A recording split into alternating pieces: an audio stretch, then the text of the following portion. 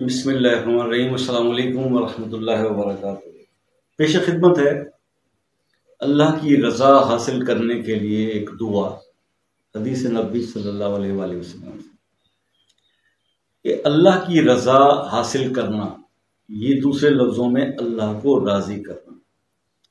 देखिए, काफ़ी अरसे से मतलब जब से ये चैनल मैंने इस्लामिक विज़डम बनाया और वैसे भी यूट्यूब पे हम अक्सर लोगों को देखते रहते हैं, तो जिस तरफ भी उठा के देखें तो हर दूसरी चीज़ या परेशानी रिस्क का वजीफ़ा है। रिस्क बढ़ाने की बात होती है, रिस्क के लिए वजीफ़ा पूछा जाता है, बताया जाता है, मैसेजेस में, व्हाट्सएप पे, ईमेल में, हर जगह टेलीफोनिकली लोग रब्ता करते हैं कि जी रिस्क के मसाइल, रिस्क।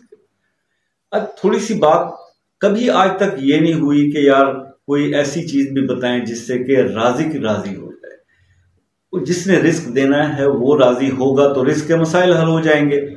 अब ये देखिए, आप किसी इदारे में जॉब करते हैं, अगर आपके कोई बॉस हैं तो आप बॉस की सारा दिन उसकी खुशामद में लगे रहते हैं कि यार ये बॉस हमारे से खुश रहे तो हमारी जॉब जो है वो कायम रहेगी।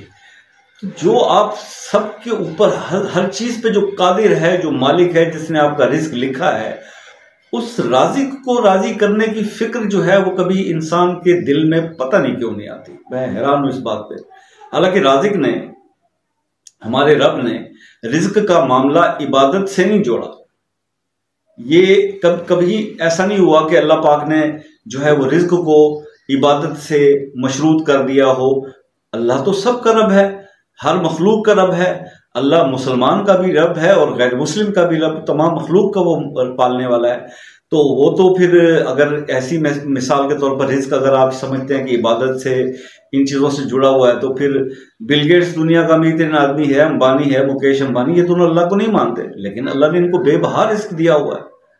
यार देखिए, हमने एज ए मुस्लिम कोशिश हमारी ये होनी चाहिए कि हम रब को राजी कर लें।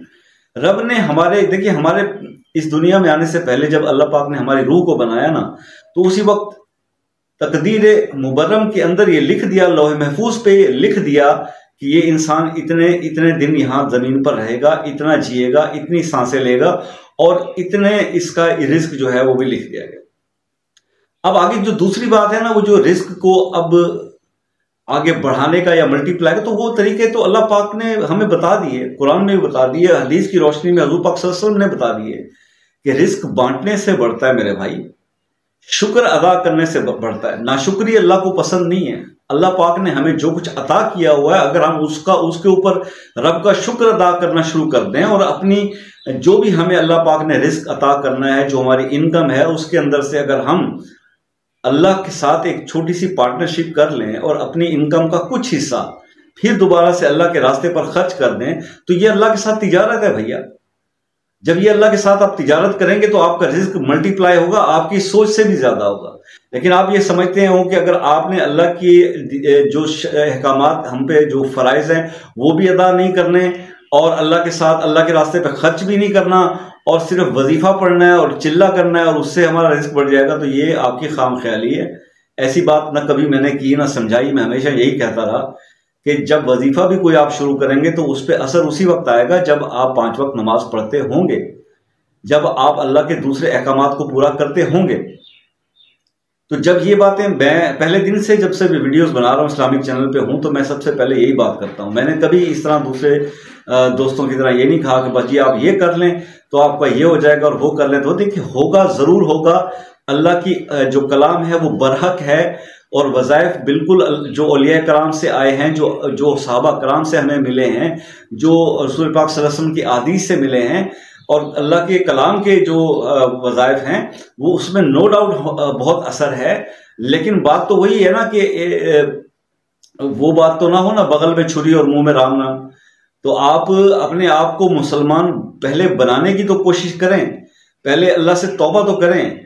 तो अभी अक्सर ये अभी पिछले दिनों से कमेंट्स आ रहे थे जब मैं ये बात करता हूं कि 2 नवाफिल जो है वो सलातुल तौबा पढ़ लें, 2 सलातुल हाजत पढ़ लें किसी भी वजीफा शुरू करने से पहले। तो दोस्तों ने पूछा जी कि वजीफा फजर के बाद करना है तो फजर के बाद तो नवाफिल नहीं पढ़े जा सकते, असर के बाद करना है, असर के बाद नवाफिल नहीं पढ़े जा सकते। अल्लाह के बंदे, नवाफिल आप पहले पढ़ लें।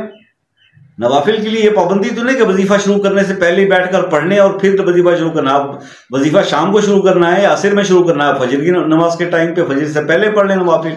मकसद तो ये है कि अल्लाह से तौबा कर लें, पहले अपने गुनाह बख्शवा लें और उसके बाद आप फिर आगे गुनाह ना करने का वादा करके उसके बाद वजीफा करें, फिर देखें उसमें क्या असर होता है। तो आज अभी जो बात मैं कर रहा था, हजूर पाक सल्लल्लाहु अलैहि वसल्लम की एक हदीस है कि अल्लाह की अगर रजा हासिल करनी है तो सुबह शाम ये दुआ जो है वो आप पढ़ा करें। ये सुनन निसाई के अंदर ये हदीस मौजूद है और वो दुआ कुछ इस तरह से है, आप देख लें, आपकी स्क्रीन पे भी आ रही होगी। रज़े तो बिल्लाह रब्बम व बिल इस्लाम दीनम व बि मुहम्मदिन नबिय्यन सल्लल्लाहु अलैहि वसल्लम। ये दुआ जो है सुबह और शाम अगर कोई शख्स एक दफा भी पढ़ लेता है तो कयामत के रोज अल्लाह ताला उससे राजी होंगे और उसको जन्नत में दाखिल करेंगे।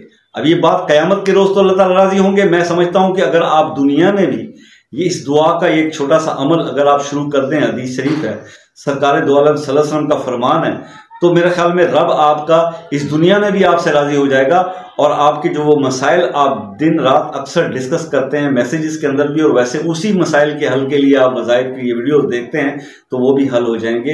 अल्लाह ताला आप सबकी परेशानियों को, मुश्किलात को दूर फरमाए। मेरी कोई बात बुरी लगी हो तो माफ़ फरमाइएगा, लेकिन सच सच है और थोड़ा कड़वा होता है। अल्लाह ताला आप सबको खुश रखे, दुआ में याद रखिएगा। मिलते हैं नेक्स्ट वीडियो में, तब तक के लिए अल्लाह हाफिज़।